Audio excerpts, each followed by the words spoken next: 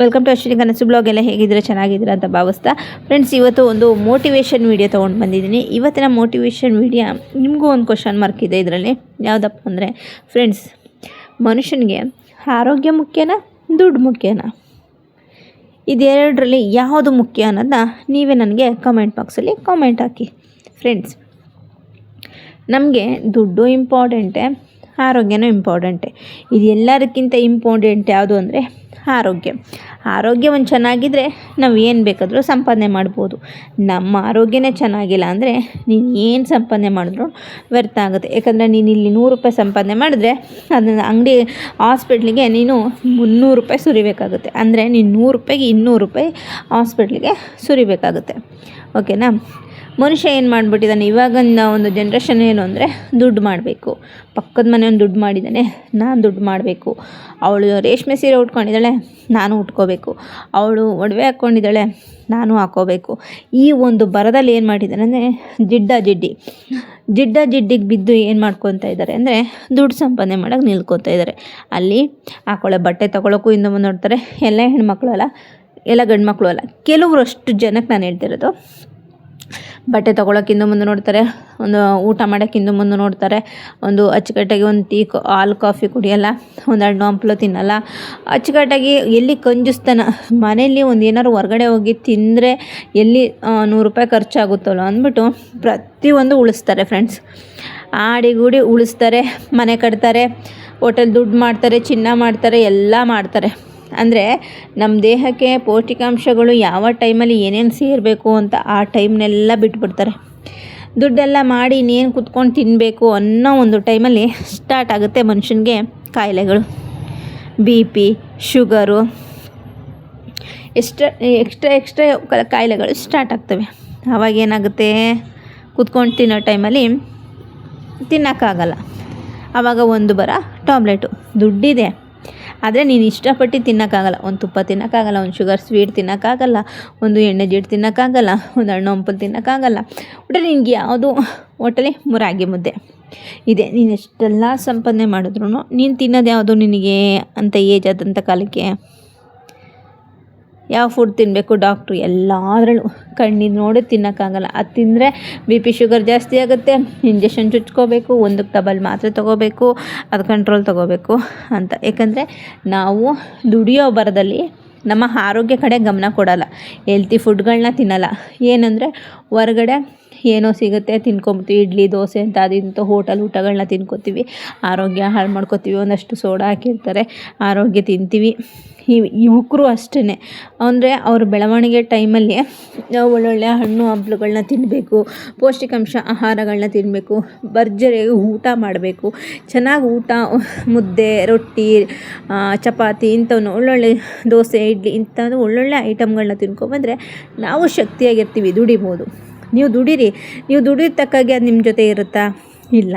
ನೀವು ಬರ್ತಾ ವಯಸ್ಸಾಗುತ್ತೆ, ಮಗಳಿಗೋ ವಿದ್ಯಾಭ್ಯಾಸ ಕೊಡ್ತೀರಾ, ವಿದ್ಯಾಭ್ಯಾಸ ಕೊಟ್ಟು ಅವ್ರಿಗೊಂದೊಂದು ದಾರಿ ನೋಡಿಸ್ತೀರಾ. ದಾರಿ ಕೊಟ್ಟಾದಮೇಲೆ ಲಾಸ್ಟಿಗೆ ನಿಮ್ಮನ್ನು ತಗೊಂಡು ಸೇರಿಸೋದು ಎಲ್ಲಿಗೆ ಹೇಳಿ? ವೃದ್ಧಾಶ್ರಮಕ್ಕೆ. ಎಲ್ಲ ಮಕ್ಕಳು ಅಲ್ಲ, ಕೆಲವು ಮಕ್ಕಳು ಏನು ಮಾಡ್ತಾರೆ, ಒಂದು ತಾಯಿನೋ ಅಥವಾ ತಂದೆನೋ ನೋಡ್ಕೊಳ್ಳೋಕ್ಕೆ ಅವ್ರಿಗೆ ಕಷ್ಟ ಆಗ್ಬಿಡುತ್ತೆ. ಮಗಳಿಗೆ ನೀನು ನೋಡ್ಕೊ ಅನ್ನೋದು, ಮಗನಿಗೆ ನೀನು ನೋಡ್ಕೊ ಅನ್ನೋದು. ಈ ಇಬ್ಬರ ಮಧ್ಯದಲ್ಲಿ ಪಾಪ ತಂದೆ ತಾಯಿಗಳು ಮಗಳ ಮನೆಗೆ ಹೋದರೆ ಅಳಿಯ ಏನೋ ಅನ್ಕೋತಾನೆ ಅಂತ, ಮಗನ ಜೊತೆ ಇದ್ದರೆ ಸೊಸೆ ಅನ್ನ ಹಾಕೋಕ್ಕಿಲ್ಲ ಅಂತ ಹಿಂದೆ ಮುಂದೆ ನೋಡ್ತಾಳೆ.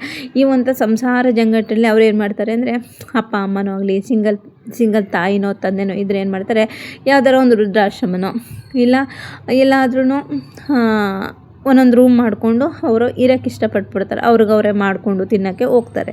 ನೀವು ಇಷ್ಟೆಲ್ಲ ಸಂಪಾದನೆ ಮಾಡಿದ್ಮೇಲೆ ನಿಮ್ಮ ಮಕ್ಕಳು ನಿಮಗೆ ಅನ್ನ ಹಾಕಾದ್ಮೇಲೆ ನೀವೇನಕ್ಕೆ ಸಂಪಾದನೆ ಮಾಡ್ತೀರಾ? ಸಂಪಾದನೆ ಮಾಡಿ ಏನಕ್ಕೆ ಗೊತ್ತಾ? ನಿಮ್ಗೆ ಎಷ್ಟು ಅವಶ್ಯಕತೆ ಇದೆ ಅಷ್ಟಕ್ಕೆ ಮಾಡ್ಕೊಳ್ಳಿ. ದುಡಿಯೋ ಶಕ್ತಿ ನಿಮ್ಮ ಮಕ್ಕಳಿಗೆ ವಿದ್ಯಾಭ್ಯಾಸ ನೀವು ಕೊಟ್ಟಿರ್ತೀರಲ್ವ, ಅವ್ರ ಕಾಲ ಮೇಲೆ ಅವ್ರು ನಿಂತ್ಕೊಳ್ಳಿ, ಅವರು ಸಂಪಾದನೆ ಮಾಡಲಿ. ನೀವು ಚಿಕ್ಕ ವಯಸ್ಸಿಂದ ಹಿಡಿದು ಅವ್ರು ದೊಡ್ಡವರಾಗೋವರೆಗೂ ನಿಮ್ಮ ಸಂಪಾದನೆಯಲ್ಲಿ ಅವ್ರು ಬೆಳೆದಿರ್ತಾರೆ. ಅವ್ರಿಗೇನು ಬೇಕು ಬೇಡ ನೀವು ನೋಡಿರ್ತೀರ. ಯಾಕಂದರೆ ನೀವು ಹೊಸ್ಕೊಂಡಿದ್ರು ಚೆನ್ನಾಗಿ ನನ್ನ ಮಕ್ಕಳು ಚೆನ್ನಾಗಿರ್ಬೇಕು ಅಂತ ನೀವು ಮಾಡಿರ್ತೀರ. ಆದರೆ ನಿಮ್ಮ ಮಕ್ಳು ಏನು ಮಾಡ್ತಾರೆ, ನಮ್ಮ ಅಪ್ಪ ಆಸ್ತಿ ಮಾಡಿಟ್ಟವನೆ, ನಮ್ಮಮ್ಮ ಆಸ್ತಿ ಮಾಡಿಟ್ಟವ್ರೆ ಅಂದ್ಬಿಟ್ಟು ನಿಮ್ಮನ್ನೇ ಹೊರಗಡೆ ಹಾಕ್ತಾರೆ. ನಿಮಗೆ ಬೆಲೆ ಇಲ್ಲ ಅಂದಮೇಲೆ ನೀವೇನಕ್ಕೆ ಮಾಡ್ತೀರಾ ಆಸ್ತಿನ? ನೀವು ಹಚ್ಕೊಟ್ಟೆ ನೀವು ತಿನ್ನೋ ಟೈಮಲ್ಲಿ ತಿಂದ್ಕೊಂಡು ಚೆನ್ನಾಗಿ ಇರಿ, ನಿಮ್ಮ ಆರೋಗ್ಯನ ನೋಡ್ಕೊಳ್ಳಿ. ಸಂಪಾದನೆ ಕಡೆ ತಲೆ ಕೆಡಿಸ್ಕೊಬೇಡಿ. ಇವತ್ತಿನ ಜೀವನ ನಮ್ಮದೇನು ಒಟ್ಟಲ್ಲಿ ಒಂದು 4 ತಿಂಗಳು ಒಂದು 3 ವರ್ಷ ನೀವು ಕೂತ್ಕೊಂಡು ತಿನ್ನೋಷ್ಟು ಶಕ್ತಿ ನಿಮಗೆ ದುಡ್ಡು ಕಾಸು ಮಾಡಿಕೊಂಡ್ರೆ ಸಾಕು. ಮಕ್ಕಳ ಜವಾಬ್ದಾರಿನ ಅವ್ರ ಜವಾಬ್ದಾರಿನ ಅವರೇ ತಗೋತಾರೆ. ಓದಿಸ್ಬಿಟ್ಟು ನಿಮ್ಮ ಕೈ ಮೇಲೆ ಅವ್ರು ನಿಮ್ಮನ್ನು ತಂದಾಕಿ ನಿಮಗೆ ಸಾಕಬೇಕು, ಆ ಥರ ನೀವು ನೋಡ್ಕೋಬೇಕೇ ಹೊರತು ನೀವೇ ಅವ್ರಿಗೆಲ್ಲನೂ ಮಾಡಿಟ್ಬಿಟ್ಟು ನಾಳೆ ದಿನ ನನ್ನ ಮಗಳು ನೋಡಲ್ಲ, ನನ್ನ ಮಗ ನೋಡಲ್ಲ, ಆಮೇಲೆ ಪುಕಾರ್ಗಳು ಅಕ್ಕಪಕ್ಕದಲ್ಲಿ ಚಾಡಿ ಹೇಳೋದು, ಅಯ್ಯೋ ನನ್ನ ಮಗಳು ಸೊಸೆ ಒಂದು ಅನ್ನ ಕಲ ಮಗಳು ನೋಡ್ಕೊಳ್ಳಲ್ಲ, ಮಗನೂ ನೋಡ್ಕೊಳ್ಳಲ್ಲ, ಸೊಸೆ ನೋಡ್ಕೊಳ್ಳಲ್ಲ ಅಂತ ತಪ್ಪೆಲ್ಲ ನಿಮ್ಮ ಕಲೆ ಇಟ್ಕೊಂಡಿರ್ತೀರ. ತಪ್ಪೆಲ್ಲ ನಿಮ್ಮದೇ ಇಟ್ಕೊಂಬಿಟ್ಟು ಮತ್ತು ಅವ್ರಿಗೆ ಇದು ಮಾಡ್ತೀರ. ಅದಕ್ಕೆ ಹೇಳ್ತೀನಿ, ಫಸ್ಟು ದುಡ್ಡನ್ನ ಬರೋದಲ್ಲಿ ನಿಮ್ಮ ಆರೋಗ್ಯನ ನೆಗ್ಲೆಕ್ಟ್ ಮಾಡ್ಕೋಬೇಡಿ. ಫಸ್ಟು ಆರೋಗ್ಯ ನೋಡ್ಕೊಳ್ಳಿ. ನೀವು ನಿಮ್ಮ ಏಜಲ್ಲಿ ತಿನ್ನಬೇಕು ಉಣ್ಬೇಕಾಗಿದ್ದೆಲ್ಲ ತಿಂದ್ಬಿಡಿ. ಯಾಕಂದರೆ ಏಜ್ ಆದಮೇಲೆ ಏನು ಕಾಯಿಲೆಗಳು ಬರುತ್ತೋ ಅಂತ ಹೇಳೋಕ್ಕಾಗಲ್ಲ. ಇವಾಗಂತೂ 30-35 ದಾಟ್ತು ಅಂದ್ರೇ ಸಾಕು, BP ಶುಗರು ಆಸ್ಮಾ ಏನೇನು ಕಾಯಿಲೆಗಳು ಬರ್ಬೇಕು ಎಲ್ಲ ಬಂದ್ಬಿಡುತ್ತೆ. ಎದೆ ನೋವು ಗ್ಯಾಸ್ಟ್ರಿಕ್ಕು ಇದೇ ಹಂಗೋಗುತ್ತೆ. ಆವಾಗ ನಮಗೆ ತಿನ್ನೋಕ್ಕಾಗಲ್ಲ. ತಿನ್ನೋ ಟೈಮಲ್ಲಿ ತಿಂದುಬಿಡ್ಬೇಕು. ಹಾಗಾಗಿ ನಮಗೆ ಫಸ್ಟ್ ನನ್ನ ಅನಿಸಿಕೆ ಪ್ರಕಾರ ದುಡ್ಡು ಬೇಕು ಜೀವನ ಮಾಡೋಕ್ಕೆ ಅಷ್ಟೇ ಹೊರತು ಆರೋಗ್ಯ ಇಂಪಾರ್ಟೆಂಟು. ಆರೋಗ್ಯ ಇದ್ದರೆ ನಾವು ಏನು ಬೇಕಾದ್ರೂ ಮಾಡಬೇಕು. ಫ್ರೆಂಡ್ಸ್, ನಾವು ನಿದ್ಗೆಟ್ಕೊಂಡು ಆರೋಗ್ಯ ಹಾಳು ಮಾಡಿಕೊಂಡು ಸಂಪಾದನೆ ಮಾಡಿದ್ರು ನಮಗೆ ದಕ್ಕಲ್ಲ. ನೀನೇ ಚೆನ್ನಾಗಿ ನೀನು ಆರೋಗ್ಯ ಚೆನ್ನಾಗಿಲ್ಲದಂತೆ ನೀನು ನೋಡಿಕೊಂಡು ನೀನು ಹಾಸ್ಪಿಟ್ಲಿಗೆ ಹೋದರೆ ನೀನು 100 ರೂಪಾಯಿ ಸಂಪಾದನೆ ಮಾಡಿ ಉಳ್ಸೋಕೆ ಹೋಗ್ತೀಯ. ಅದೇ ನೀನು ಹಾಸ್ಪಿಟ್ಲಿಗೆ ಹೋದರೆ 100 ರೂಪಾಯಿಗೆ 500 ರೂಪಾಯಿ ಹೋಗುತ್ತೆ, ಅಂದರೆ 400 ರೂಪಾಯಿ ಹೋಗುತ್ತೆ. ನೀನು 100 ರೂಪಾಯಿ ಉಳ್ಸೋಕೆ ಹೋದೆ ಅಂದರೆ ನಿನಗೆ ಹೋಗಿದ್ದು 400 ರೂಪಾಯಿ ಹೋಗುತ್ತೆ.